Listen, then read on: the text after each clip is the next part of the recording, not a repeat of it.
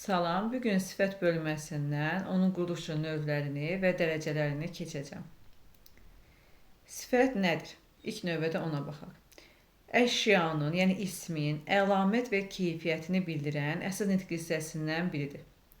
Sifət necə, nə cür hansı suallarına birinə cavab verəcək?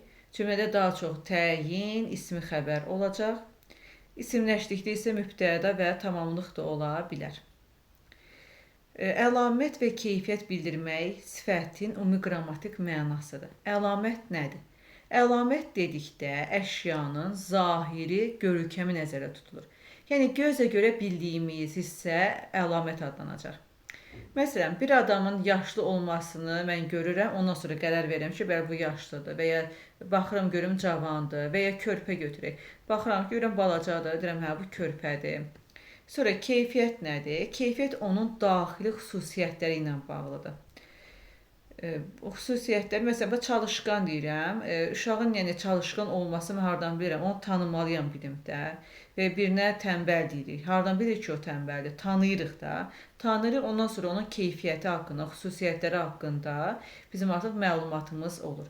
Və yaxud yeməyin dadlı olmasını hardan bilirik? Onun dadına baxandan sonra bilirik ki, bu dadlıdır və ya duzludur, şitdir. Yəni dadına baxandan sonra müəyyənləşdiririk, belə deyim sizə. Keyfiyyət daha çox daxildə olur. Yəni adamı tanıyandan sonra onun xarakteri haqqında məlumat alırsınız. Yeməyi və yaxud nəsə hər hansısa bir şirniyyat olsun, onu yeyəndən sonra onun daxili xüsusiyyətləri haqqında sizə artıq məlumat olur. Bəzi sözlər var ki, yerinə görə həm əlamət, həm də keyfiyyət bildirə bilər. Məsələn, gözəl sözünü götürək. Gözəl qız deyəndə mən görürəm ki, gözəldir, qəd-qaməti yaxşıdır, onu deyirik ki, gözəl qız. Bu artıq odur əlamət. Gözəl xasiyyət də ki, həmin adamı tanıyıram. Onun xasiyyətinə bələdəm. Ondan sonra deyim ki, bəli, gözəl xasiyyəti var. Yaxşı geyim. Baxıram, görürəm ki, qəşəng geyinib, səliqəlidir, yaxşı geyim deyirik. Yaxşı fikir də ki, bu olacaq onun keyfiyyəti. Qulaq asıram və qərar verirəm ki, bəli, bu yaxşı fikirdir. Bu oldu əlamət və keyfiyyət. Sifətin quruluşçu növləri var. Sifət də digər əsas nitq hissələri kimi 3 yerə ayrılacaq. Sadə, düzəltmə və mürəkkəb. Sadə sifətlərdə qrammatik şəkilçilər ola bilər. Məsələn, cavandır, qocadır, yüngüldür, belə deyə bilərəm. Biz bilirik ki, qrammatik şəkilçilər sözün formasını dəyişir, onun məzmununda bir dəyişiklik əmələ gətirmir. Gördüyünüz kimi çəhrayıdır, dünyəvidir, əşyəvidir, kimyəvidir. Bunlarda sadə deyəcəyik. Nəyə görə? Çünki bu söz özü dünya sözüdür və ya kimya sözüdür. Amma nə baş verir? Ona mən vi şəkilçisini əlavə eləyəndə sözün kökündə dəyişiklik baş verir. Olur dünyəvi. Ona görə deyirlər ki, biz bu sözlərə kökündə dəyişiklik baş verdiyinə görə sadə deyəcəyik. Kökü dəyişildi, artıq oldu sadə söz. Şəkilçiyə də baxmış olmuruq. Sonra düzəltmə sözlərimizə baxaq. Bunlar leksik şəkilçilərdən ibarətdir. Adlardan və feillərdən yaranacaq. Adlar deyəndə isim, sifət, say, əvəzlik, zərf nəzərdə tutulur. Feil deyəndə də ki, məlum məsələ eyni digər əsas nitq hissəsi olan feil nəzərdə tutulmuş olacaq. Bunları bu formada ayırıblar. Deməli, baxıram burada, duz ismindən duzlu sifəti yaranıb. Siz bilirsiniz ki, l-lü şəkilçisi ammonimdir. L-lü şəkilçisi ammonim şəkilçimizdir. Ondan sonra həmçinin k də ammonim olacaq. İndi mənalarına baxaq. Duzlu desəm, dadlı desəm, bunlar biz biləcəyik ki, onun keyfiyyətini bildirir və sifətdir.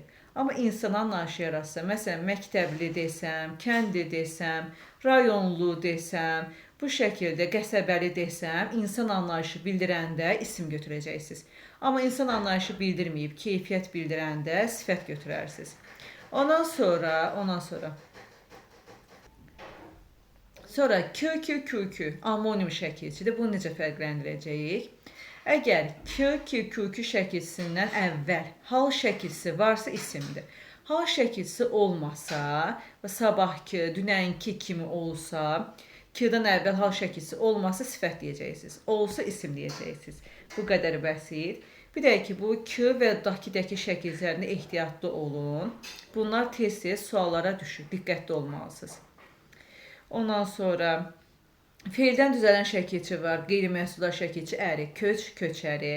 Ağan əyən var, güləyən. Feil sifətlə fərqini deməyəcəm. Feil sifətlə fərqini deməyəcəm. Keçəndən sonra onun fərqləndirilməsi haqqında sizə danışacağım. İndi inanmıram testlərdə bunların fərqləndirilməsinə bağlı bir sual olsun. Olsa da saxlayarsa sonra izahını verərəm. Güldən güləyən, ağan əyən bu daimi xüsusiyyəti bildirir. Sürüşməkdən sürüşkən, satmaqdan satqın, dinməkdən dinməz, mazməz şəkilçisi də var. Gördüyünüz kimi bunlar da feildən yarandı. Bir də belə bir söz deyim sizə. Bir var döyüşçü, döyüşçü. Bir də var ki döyüşkən. Döyüşkən. İndi bunlardan hansı feildən yaranır? Bunu müəyyən eləmək üçün mən şəkilçiyə baxacağam. Mən bilirəm ki, çı, çi, çu, çü adlardan deməli isim yaradan şəkilçidir. Ona görə bilirəm ki, döyüş isim imiş və bu da isimdən yaranır. Bu şəkilçi əsasən müəyyənləşdirdim. Amma bilirəm ki, qan, kən feillərdən sifət yaradan şəkilçidir. Ona görə bunun əvvəlindəki sözdə feil olacaq. Döyüşmək feilindən döyüşkən sifəti yarandı. Yəni, bəzən şəkilçiyə fikir verərək onun nədən yarandığını müəyyən eləyə bilərsiniz. Sözün nədən yaranması soruşulsa, hansı nitq hissəsinin düzəlməsi soruşulsa, onun kökünə baxmayın. Çünki sizə demirlər ki, get kökünə bax. Deyirlər ki, müəyyənləşdir, hansı nitq hissəsindən yaranıb. Sonuncu leksik şəkilçinin üstündən xətt çəkirsiniz. Sonuncu leksik şəkilçinin üstündən deməli xətt çəkirsiniz. Ondan sonra müəyyənləşdirirsiniz ki, döyüşçü. Bu hansı nitq hissəsindən yaranıb. Baxıram ki, döyüş sözü qaldı. Deyirəm ki, aha, çı nədir? Adlardan, isimlərdən şəkilçi. Deməli, döyüşdəki bir ad imiş, isim imiş ki, ondan döyüşçü yarandı. Və ya döyüşkən deyirəm, hə? Döyüşkən. Baxıram ki, kökünə baxmıram. Deyir ki, söz nədən düzəlib, nədən yaranıb. Sonuncu leksik şəkilçi getdi. Yerdə qaldı döyüş sözü. Kankən bilirəm ki, feillərdən sifət düzəldi. Deyirəm ki, bəli, döyüşmək feilindən sifət yaranıb. Yəni, nədən yaranması soruşulsa, sonuncu leksik şəkilçi üstündən xətt çəkilir, yerdə qalan sözə baxılır, sual verilir, ondan sonra müəyyənləşdirilir ki, bu hansı nitq hissəsindən yaranıb, düzəlib. Ondan sonra mürəkkəb sifətlərimiz var. Mürəkkəb sifətlərdən, deməli, baxaq, bu iki müxtəlif mənalı sözün birləşməsinə yaranıb. Qaraqaş, şirin dil, hazır cavab, açıq ürəkli. İki düzəltmə sözün köməyi ilə yaranıb. Qara dinməz, bir sadə, bir düzəltmə sözün köməyi ilə yaranıb. Sol üstü mənsubi şəkilçili sözün köməyi ilə yarana bilir. Rəngarəngdə, cürbəcürdə, rəngbərəngdə, növbə-növdə bunlar sifət gedəcəklər, yadda saxlayın. Bunlar A və B hissəciyinin köməyi ilə yaranır. Sonra acı-acı, deməli, maraqlı-maraqlı, dadı-dadı olsa, sifət təkrarlansa, ondan sonra gələn isim yadda saxlayın ki, cəmdə olacaq. Cəmdə verməlisiniz. Təkdə versəz, artıq qrammatik norma var ki, onu sizə keçəcəm, onu pozmuş olacaqsınız. Həmişə cəmdə olur. Bu, sifətlərə aid olan bir qaydadır. Evli, eşikli, yaxın mənalıdır. Ağlı, qaralı, əks mənalı sözün köməyi ilə yaranıb. Bir də ki, sifət qeyri sözün köməyi ilə yaranır ki, defislə yazılır. Bir də testlərdə sizdən tez-tez soruşulacaq ki, isim və sifətlər ayrı yazılır. Yadda saxlayın ki, ayrı yazılan isim və sifətimiz yoxdur. Onlar ya bitişik, ya da ki, defislə yazılacaq. Onlar mürəkkəb variantları. Sonra digərinə baxaq. Sifətin müqayisə dərəcələri. Yəni, çox rahat bir bölmədir bu sifət bölməsi. Sifətin 3 dərəcəsi var. Bu, adi dərəcə, azaltma və çoxaltma dərəcəsidir. Adi dərəcə. Heç bir şəkilçisi olmur və bunların hər ikisi üçün norma rolunu oynayır adi dərəcə. Deməli, baxın, düzəltmə də olar, sadə də ola bilər. Qarşısında hər hansısa bir, bunun özünə məxsus bir şəkilçisi, sözü yoxdur. Yaşıl, açıq, tünd, qırmızı, qəmli, bunlar hamısı adi dərəcədə olan sifətlərdir.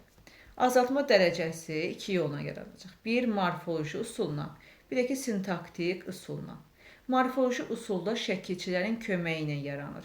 Şəkilçilərimiz ıntıl, ımtıraq, ımsov, sov, şın, raqrək və yanızdır. Bu raqrək şəkilçisi bir qədər artıq işlək vəziyyətini itirmək üzrədir. Məsələn, baxın, mənim sözüm gödəkdir, hə? Mən artıq bunun azaltma dərəcəsini yaradanda gödərək şəklində olacaq. Ki samitini itirəcək, kökündə olan. Bəzən belə hadisələrdə, deməli, baş verəcək sifət bölməsində. Amma raqrek artıq işləkdiyini itirmək üzrədir, belə deyim sizə. Burada yalnız da morfoloji usula aid olacaq. Sintaktik usulda aladır, açıqla yarananlar defislə yazılır. Sarıdır, təhərdir, təhərlə, kəmlə yarananlar bitişik. Bu da ki, az ədatıdır ki, az ədatı olanda, deməli, az ədadı olanda ayrı yazılmış olacaq. Bunların yazılışına, şəkilçilərinə, yaranma üsullarına fikir verin. Tez-tez belə suallar gələcək. Bu ikisini qarışdıracaqlar sizə. Məsələn, morfoloji usuldan hansı yaranıb tap? Sintaktik usuldan hansı yaranıb tap deyiləcək? Hansı bitişik yazılır, hansı ayrı yazılır və ona fikir verin sintaktik usulda. Bir də ki, açıqla yarananlar daha çox rəng bildirən sözlərin üzərinə artırılır. Məsələn, sarı rəngi idi. Mən bunun rəngini bir qədər azaldıram. Azaltma dərəcəsi. Açıq sarı deyirəm. Rəng biraz azaldı. Biraz rəng açılmış oldu və açıq qırmızı. Qırmızı idi, azaldıram rəngini. Görürsünüz, bir azaltma baş verir. Çoxaltma dərəcəsi haqqında danışım. Bu da morfoloji usulundan və sintaktik usulundan yaranacaq. Morfoloji usulundan yarananda ədatın cacə şəkilçisindən istifadə edəcəyik. Sifətin üzərinə artıracağıq. Sonra M-pırısı samitlərin köməyi ilə yaranacaq. Və sözümüz qırmızıdır. Onun q hecasını əvvələ keçirdib, sonra p-nı əlavə edirlər. Qıpqırmızı. Ağ, appaq, appaq. Daha çox ağda görəcəksiniz bunu. Morfoloji usul bitişik yazılır. Sintaktik usul ən, lav, çox, daha olduqca ədatları vasitəsilə yaranacaq. Ondan sonra deməli, burada var. Bunlar ayrı yazılır, yadda saxlayın. Sonra dümdükü bitişikdir. Tün defisinə zildəki ayrı yazılacaq. Baxın, bildiyimiz göy rəng idi. Mən bunu bir qədər də çoxaldıram dərəcəsini. Tünd göy deyirəm. Və yadda saxlayın ki, dərəcəni yaratmaq üçün sifətin üzərinə əlavə eləməlisiniz. Başqa nitq hissəsinin üzərinə əlavə eləsəz, siz deməli sifətin dərəcələrini yarada bilməzsiniz. Deməli, burada yadda saxla hissəsi var. Qeyd edeyim ki, bumbuz çoxaltma dərəcəsinə deyil. Çünki buz isimdir. İsmin üzərinə deməli m-nı artırmışıq. Bu hissəsini əvvələ atmışıq, bumbuz demişik.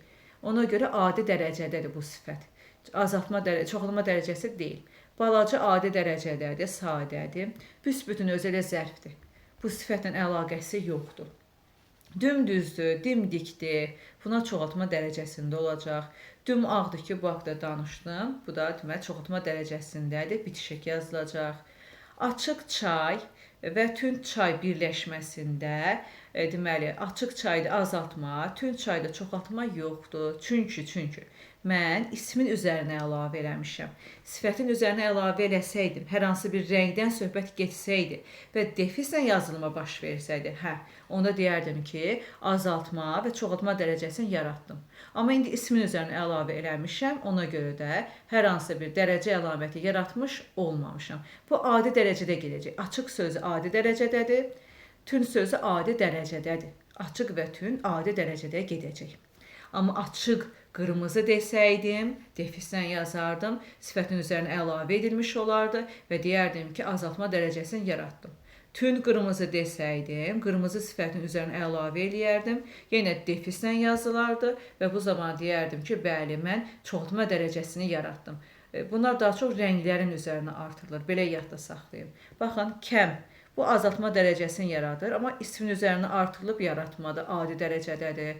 Ağıl ismin üzərinə artırılıb, bu da adi dərəcədə olacaq. Ümumiyyətlə, bunlar hamısı adi dərəcədə olacaq. Burada deməli, sayın üzərinə artırılıb, adi dərəcədə mürəkkəb sifətlərdir, demək olar. Açıq qəlbli də özü mürəkkəb sifətdir. Hər hansı bir rəngin üzərinə artırılmayıb, gördüyünüz kimi defislə yazılmayıb, bitişik yazılıb. Açıq aydın, açıq aşkar da adi dərəcədə olacaq. Testdə bunları salırlar tez-tez. Diqqətli olun burada. Gördüyünüz kimi burada hər hansı bir açıq aydın deyən, açıq aşkar deyəndə nəyəsə azaltmıram. Amma bayaqları açıq sarı dedim, sarının rəngini azaltdım. Açıq qırmızı dedim, qırmızının rəngini azaltdım. Burada hər hansı bir azaltmadan söhbət getmir. Ona görə adi dərəcədə olacaqlar. Alabulu alagöz deyirik. Burada görürsünüz ki göz isimdir. İsmin üzərinə artırılıb. Ona görə adi dərəcədə olan sifət gedəcək. Mən burada azaltma dərəcəsini yaratmış olmuram. Aha, bu günlük dərsimiz bu qədərdir. Ümid edirəm ki, dərs sizə aydın oldu. Ümumiyyətlə rahat dərsdir. Hər hansı bir çətinlik yoxdur burada. Sağ olun.